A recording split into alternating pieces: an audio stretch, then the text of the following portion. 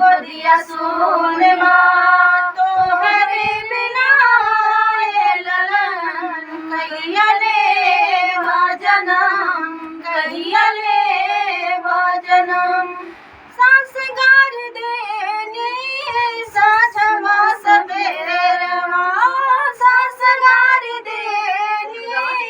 साझवा सवेरवा ससुर गार देना बीच हो सहारवा अगिया लागल बा हमरे करम में करम कहिया ले जनम कहिया ले जनम गोदिया सुन बा तोहरे बिना ये ललन कहिया ले जनम कहिया ले जनम जेठन गारी देनी घरवा दुआरवा जेठन गारी देली घरवा दुआरवा जेठन गारी देना बेचरे दुआरवा अगिया लागल बा हमरे करम में करम कहिया ले जनम कहिया ले जनम गोदिया सुन बा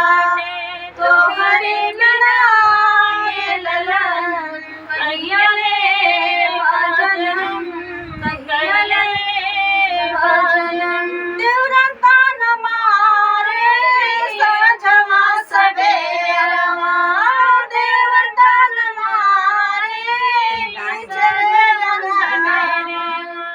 अगिया लागल बा हमरे करम में करम कहिया ले जनम कहिया ले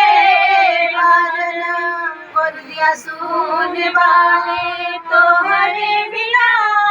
ये ललन कहिया ले जनम कहिया ले जनम। तो फ्रेंड गीत कैसा लगा सब आप लोग को कैसा लगा कमेंट करना।